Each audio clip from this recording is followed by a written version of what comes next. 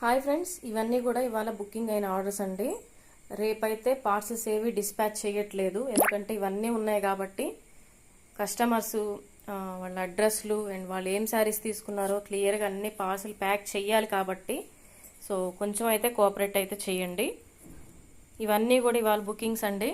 And ఇక్కడ కూడా కొన్ని ఉన్నాయి. ఇవన్నీ కూడా నిన్న ఇవాళ అయిన బుకింగ్స్, నిన్న నైట్ నుంచి అయిన బుకింగ్స్ అండి.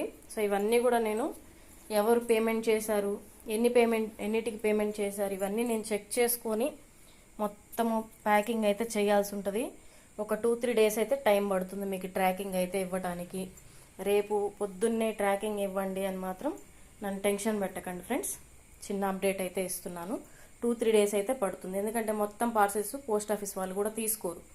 ఖచ్చితంగా 6 పార్సెల్స్ కానీ 7 పార్సెల్స్ కానీ తీసుకుంటారు. సో 2-3 డేస్ అయితే టైం పడుతుంది.